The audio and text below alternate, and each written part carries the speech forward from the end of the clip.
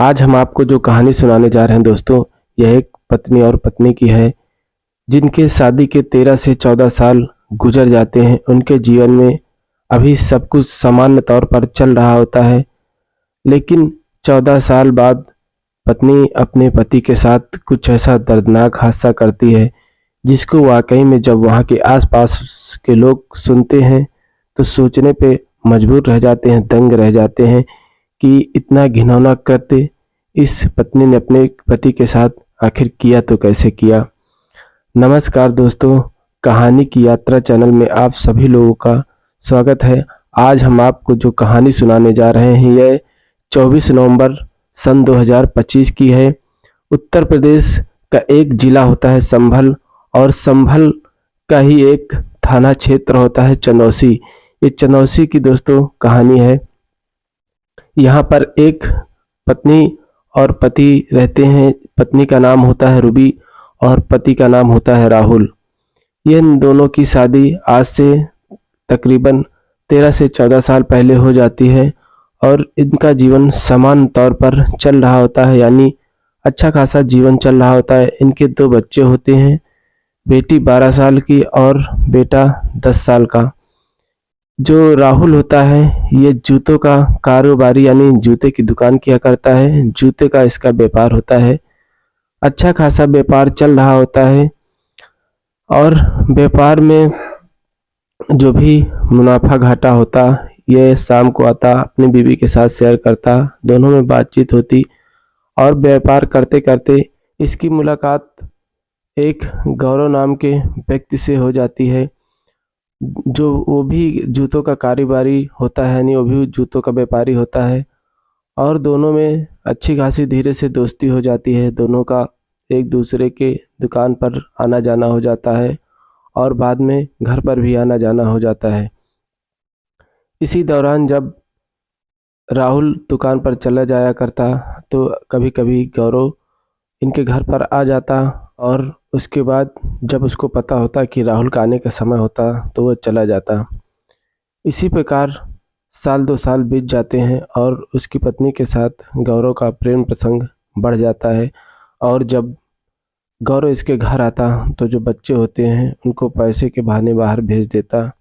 यही कृत्य इन दोनों के बीच चला करता है। कुछ समय बाद राहुल को लोगों के जरिए खबर मिलती है कि तुम्हारे न रहने पर गौरव घर पर तुम्हारे आता जाता है। यह सब सुनता है, लेकिन उसको विश्वास नहीं होता। तो वह एक दिन घर से निकलता है कि दुकान जा रहे हैं, लेकिन वह अपनी दुकान न जाकर वहीं पर वह धीरे से रुक जाता और उसका इंतज़ार करने लगता। उसके बाद जब वह देखता है समय काफ़ी गुजर जाता है, कोई नहीं आता, तो उसको लगता है कि ये सब झूठ है। वह फिर अपने दुकान चला जाता है। उसके बाद लेकिन जो ही वो निकलता है, थोड़ा समय बाद गौरव फिर से आ जाता है। जब आने के बाद जब आ जाता है, तो उधर से राहुल भी, उसका मन नहीं लगता, विचलित होता है। वह वहाँ से फिर चल देता है और जब आने के बाद वह घर पर आता है, तो वह इतना घिनौना कृत्य देखकर वाकई में परेशान हो जाता है और वह तुरंत अपनी बीवी को मारता पीटता भी है कायदे से और उसको बोलता है कि सुबह होने दो, हम तुमको बाज़ार में घुमाएंगे।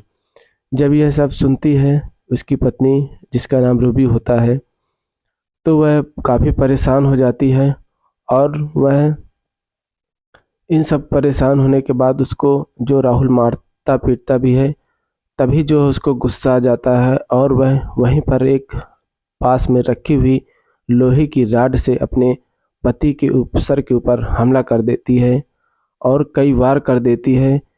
और इस कृत्य में जो वहाँ गौरव होता है, वो भी इसका साथ देता है। दोनों मिलकर राहुल को मार देते हैं और मारने के बाद उसकी लाश को वहीं कमरे में छोड़कर दोनों वहाँ से बाहर निकलते हैं। रूबी जो है रुकती है और गौरव बाहर निकलता है। निकलने के बाद दोनों थोड़ी देर सोचते हैं और उस लाश को बाहर फेंकने का प्लान बनाते हैं। गौरव बाहर जाता है दुकान से, 2 बैग और कई पन्नियाँ लेता है। वहाँ से पन्नियाँ और बैग लेने के बाद वह फिर आता है और जो है पन्नी और बैग लेने के बाद एक कटर मशीन भी किराए पर लाता है। कटर मशीन जब किराए पे लाता है तो ये फिर से जो है उसी घर में आ जाते हैं, रूबी के घर में, और उस लाश को उस कटर के ज़रिए उस लाश के जो है कई हिस्से कर देते हैं। कई हिस्से करने के बाद उस लाश को जो है धड़ को एक बैग में भरते हैं और हाथ आधे धड़ को एक बैग में भरते हैं, और कई जो पैर वैर के हिस्से होते हैं उनको पन्नी वगैरह में पैक करके जो है एक गाड़ी किराए पर लाते हैं। दोस्तों ये सर को जो सर और धड़ होता है उसको एक नाले में फेंक देते हैं, और बाकी का जो बचा हिस्सा होता है वहीं के गंगा जी में फेंक देते हैं बाकी का हिस्सा। जिससे एक दिन जब सुबह होती है तो जो रूबी होती है ये अपने पति की गुमशुदगी की रिपोर्ट थाने में दर्ज करा देती है।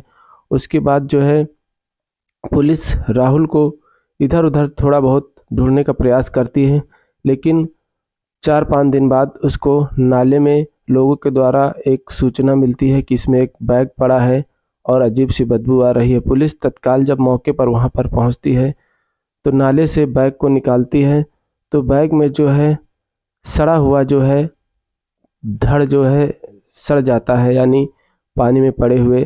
तो उसको बैग को निकालती है तो देखती है कि इसमें किसी व्यक्ति का जो है आधा सर यानी आधा बॉडी का हिस्सा होता है, और पास में ही एक दूसरा बैग होता है। जब उसको खोला जाता है तो उसमें जो है एक हाथ होता है जो टी शर्ट अधजली टाइप में होती है। उसको भी पुलिस देखती है, छानबीन करती है फॉरेंसिक टीम के द्वारा। तो दोस्तों जो एक आधा धड़ होता है उसमें एक हाथ होता है, उस हाथ पर एक टैटू से राहुल नाम लिखा होता है। और जब ये इधर राहुल नाम लिखा होता है तो पुलिस को ये भी पता चलता है कि राहुल की गुमशुदगी की रिपोर्ट भी लिखी हुई है। तो पुलिस को कहीं ना कहीं शक होता है कि ये वही व्यक्ति तो नहीं है। उसके बाद पुलिस जो है उसकी बीवी यानी रूबी को थाने में बुलाती है और पूछताछ करती है। रूबी को सब सबूत के तौर पर दिखाती है, लेकिन रूबी ये सब पहचानने से इनकार कर देती है। रूबी तभी हाथ में मोबाइल लेकर खड़ी होती है। पुलिस को शंका होती है कि ये झूठ बोल रही है। तभी पुलिस रूबी से उसका मोबाइल मांगते हैं, और मोबाइल लेने के बाद जो है मोबाइल का उससे लॉक खुलवाते हैं। लॉक खुलवाने के बाद जब पुलिस मोबाइल चेक करती है, देखती है, तो कहीं ना कहीं उनको जब वो तस्वीर देखा करती तो उसको एक ऐसी तस्वीर मिलती है राहुल की जिसके हाथ में राहुल लिखा होता है और वही टी शर्ट होती है। उसके बाद पुलिस रूबी को दिखाती है कि ये देखिए इसमें तो राहुल का टैटू बना हुआ है, ये वही टी शर्ट है जो पहने हुए था। इस पर रूबी को जो है पसीने आने लगते हैं। वह झूठ अब ज़्यादा देर तक बोल नहीं पाती। उसके बाद पुलिस रिमांड में लेकर जब उससे कड़ाई से पूछताछ करती है तो वह सारा सच उगल देती है। उसके बाद जो है राहुल का जो मर्डर जो गौरव होता है, गौरव भी पकड़ा जाता है, क्योंकि रूबी के बयान पर गौरव भी पकड़ लिया जाता है। और एक अभिषेक नाम का व्यक्ति होता है वो भी पकड़ा जाता है, लेकिन उसका कुछ कृत्य नहीं होता, इसलिए पुलिस अभिषेक को छोड़ देती है। गौरव और रूबी को लेकर इनसे जब कड़ाई से पूछताछ करती तो ये सारा सच दोनों उगल देते हैं। किस तरह ये कटर मशीन लाए, किस तरह इन्होंने मारा, ये सारा जुर्म अपने मुख से बयां कर लेते हैं।